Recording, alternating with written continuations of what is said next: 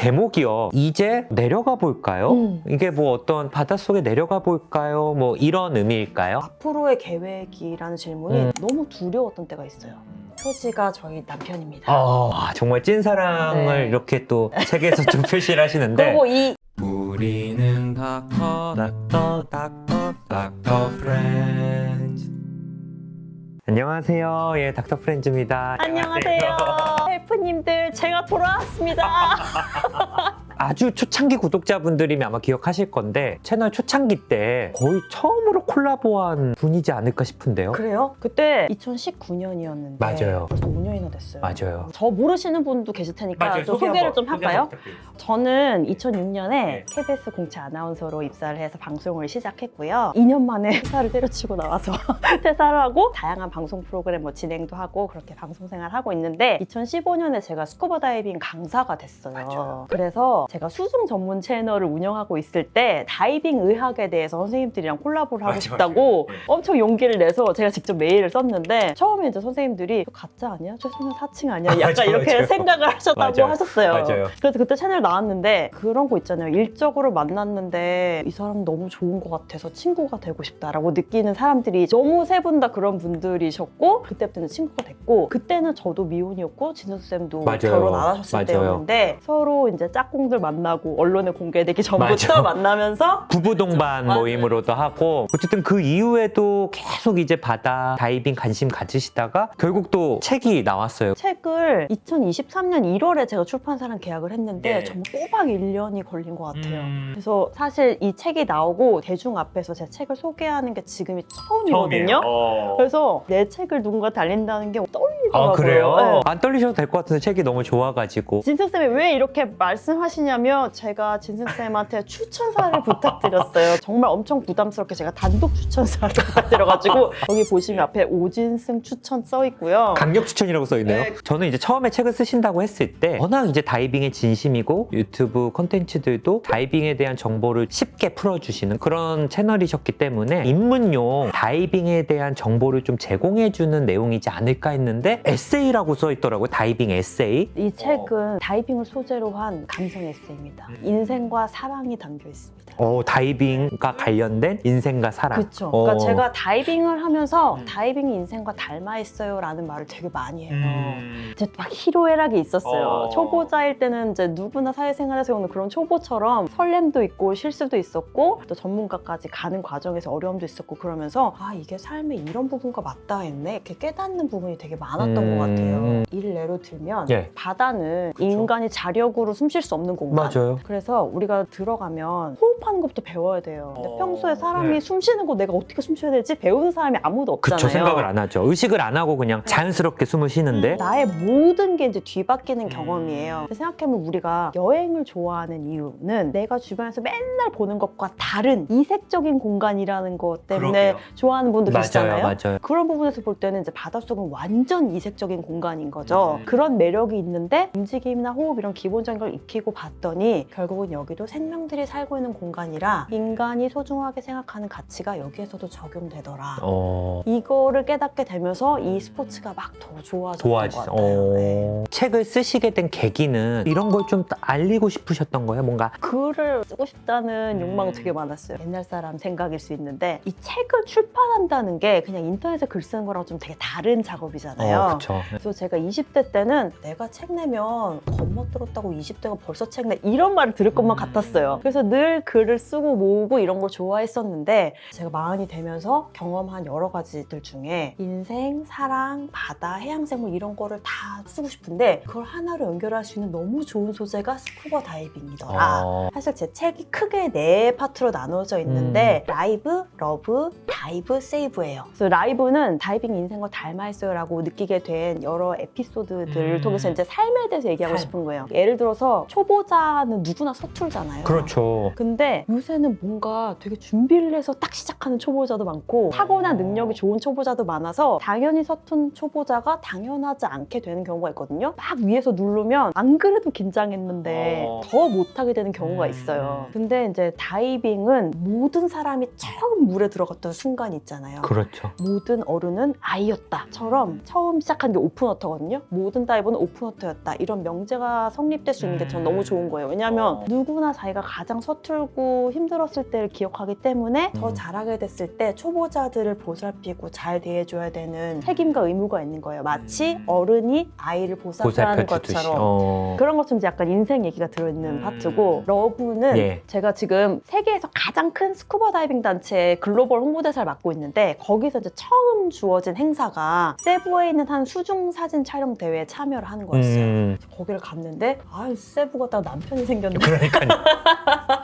정말 우연히 원래 알지 못했던 사람인데 바다에서 만나서 2박 3일 정도의 정말 짧은 시간을 보내면서 제가 이 사람한테 완전 반해버렸어요. 그러니까요. 그래서 사랑에 빠져서 돌아와서 29일 만에 프로포즈를 받았어요. 어. 어떻게 그렇게 30대 후반까지 결혼 생각이 별로 없던 사람 둘이 만나서 그렇게 빠른 시간에 사랑에 빠질 수 있었나 글로 너무 설명하고 싶었어요.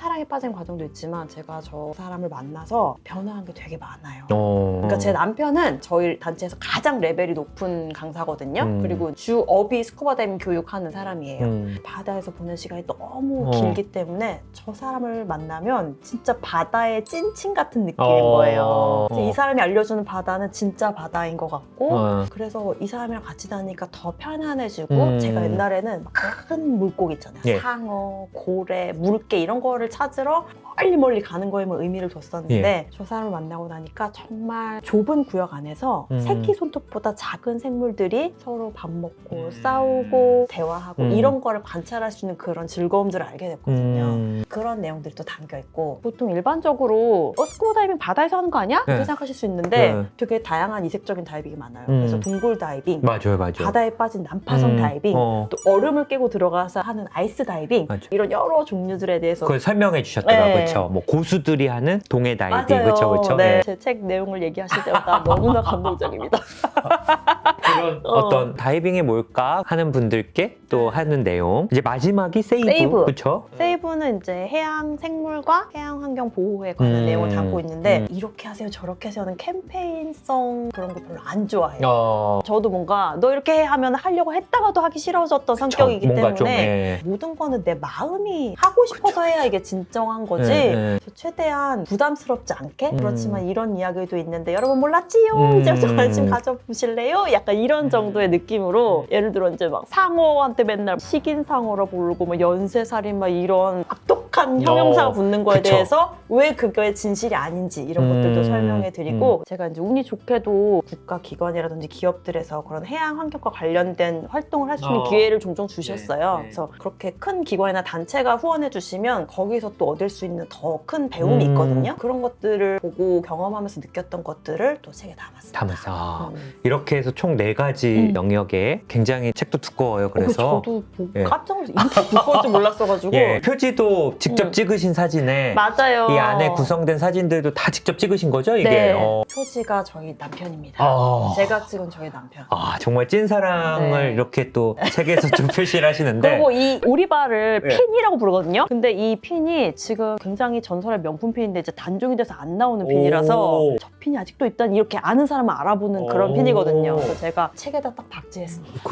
이거 무슨 물고기예요, 이거? 그래픽입니다. 이게 사실은 오늘 촬영을 위해서 급하게 데려왔는데 이 물고기에 홀로그램이 박힐 예정이라서 여러분이 서점에서 만나실 때는 이제 반짝반짝 각도에 따라서 빛이 이거 나는. 약간 베타 버전 같은 제목이요. 이제 내려가 볼까요? 이게 뭐 어떤 바닷속에 내려가 볼까요? 뭐 이런 의미일까요? 아니면 또 그거 말고도 또 다른 의미가 좀 담겨 있을지. 이게 위에 있는 카피랑 이어서 한번 봐야 될 것 같은데 더 높이 오르지 못할까 두려운 날 수평선 아래에서 만난 진짜 평화 이제 내려가 볼까요? 이렇게 했거든요. 그래서 다이빙은 보통 바닷속에서 하니까 그렇죠. 수평선이라는 게 해발 0m잖아요. 그러니까 다이빙을 한다는 건 무조건 0보다 아래로 내려가는 거니까 이제 내려가 볼까요는 여러분 제가 하는 다이빙 얘기 들어보실래요? 이런 의미가 있고 그 다음에 내려간다는 게 경쟁 사회에서 두려운 이미지가 있잖아요. 그렇죠. 내가 성공하지 못했고 하나 뒤쳐졌다라는 이런 의미가 있어요. 뭔가 계속 올라가야 될 것 같은 느낌이 들고 그 올라가는 과정에 서로 비교도 하고 그러면 안 되는 약간 질투나 시기도 들기도 하고, 근데 다이빙은 계속 올라가는 게 아니라 좀 내려가는 반대긴 하네요. 어떻게 보면. 그래서 다급함에 사람들이 정작 중요한 걸 놓치는 경우가 있는 것 같아요. 근데 막상 내려가도 괜찮아 라고 놓으면 안 보이던 다른 평화가 눈에 들어오기 시작한다라는 제 경험을 이중적인 의미로 담은 제목이에요. 놓아볼까? 좀 쉬어도 될까? 멈춰 있어도 될까? 뭐 이렇게 생각을 하는데 진료실에서도 보면 그런 생각을 하는 걸 되게 게을르다, 자책하고 무능력하고 이렇게 생각하시는 경우가 되게 많거든요. 근데 작가님은 이런 경험들이 좀 있다고 하셨는데 뭐 어떤 경험들? 저도 매일매일 일희일비하면서 살고 있기 때문에 뭐 누군가한테 조언을 하고 이런 입장은 아니지만 뭐 선생님도 이제 유명해지셨으니까 예. 인터뷰에 질문을 받으실 기회가 예. 되게 많아졌을 것 같은데 예. 그냥 인터뷰하면 제일 마지막에 약간 디폴트처럼 앞으로의 계획은 뭐예요? 이걸 물어보잖아요. 맞아요. 근데 이건 정말 안녕히 가세요처럼 질문하는 사람 입장에서는 별 얘기가 아니에요. 그냥 예. 기사를 마무리하기 위해서 묻는 건데 맞아요. 질문을 받는 저는 한때 앞으로의 계획이라는 질문이 너무 두려웠던 때가 있어요. 왜냐면 저는 이제 프리랜서 연기자이기 때문에 작품이 하나 끝나면 다음 작품이 결정되지 않았을 때 그런 인터뷰를 가면 내가 뭐 할 수 있는지 모르는 거예요. 그래서 되게 열심히 사는 척, 뭔가 준비하는 척,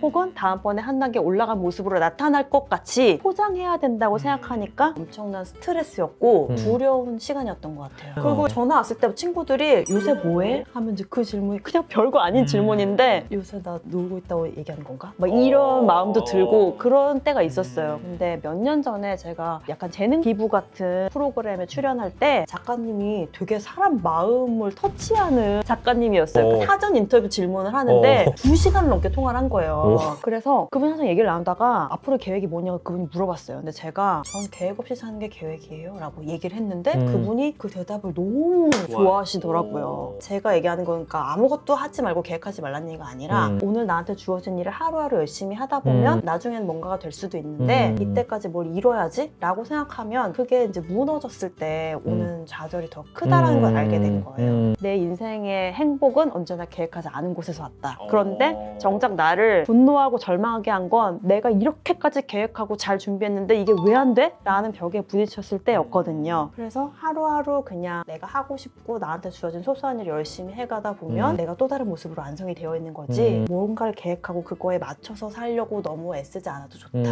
책 얘기 또 잠깐 하면 들어가는 글에 나스카 지상화를 얘기했는데 나스카 지상화라는 게 페루에 있는 세계 7대 불가사의 중 하나예요. 외계인이 그렸다는 말도 있고 맞아요. 예. 그래서 그게 해발 500m의 사막 건조지대에 형성이 된 그림인데 서울 면적의 절반이 넘는 엄청나게 큰 면적에 한 30개 정도의 그림이 있어요. 근데 서울 절반의 면적이면 너무 크잖아요. 그러니까 인간의 눈높이에서 보면 이거는 그냥 흙 자갈일 뿐이지 그림이 아닌데 지상에서 보면 하나의 그림으로 보이는 거죠. 그래서 수천 년 전이면 위에서 내려다볼 기술이 인간에게 없었을 그렇죠. 텐데 이 그림이 어떻게 만들어졌을까 해서 이게 불가사인 거거든요. 근데 최근에 제가 그 나스카 지상화를 알게 되면서 생각했던 게 나의 인생의 그림이 마지막 종착역에서 완성됐을 때 봤으면 아 이게 이 그림이구나 알지만 지금 내가 내 눈높이에서 걸어갈 때는 이게 왜 이러는지를 내가 알기가 어렵다는 생각이 든 거예요. 그러니까 나는 분명히 이 방향으로 5발자국 더 가려고 계획했는데 갑자기 일이 틀어지면서 이 방향으로 3발짝을 가게 됐을 때 절망하고 화도 나고 했지만 사실 나중에 보니까 그 큰 그림을 완성하기 위해서는 반드시 네가 이 방향으로 가서 그 경험이라는 좌표를 꼭 찍어야 했더라. 이거를 어떤 때는 그게 일주일 있다 알게 되기도 하고 어떤 때는 막 5, 6년이 지나서 알게 되기도 하고 아직도 모르는 것도 있고 그렇게 마음을 이제 자꾸 달래려고 하다 보니까 절망하는 시간이 좀 단축된다고 할까요? 아예 없진 않지만 그런 계기가 뭐 다이빙? 바다가 좀 영향을 미친 게 있어요? 많이 미쳤어요. 물 안에서는 나와의 대화가 시작돼요. 다이빙의 제1법칙이 숨을 굉장히 편안하게 규칙적으로 쉬는 거예요. 그래서 누구나 그렇듯이 막 거북이 보면 거북이다! 막 쫓아가잖아요. 맞아요. 그러면 이제 행동이 빨라지니까 호흡이 가빠져요. 그쵸. 그러면 얼마 썼지? 기체 확인하고 좀 흥분한 것 같아.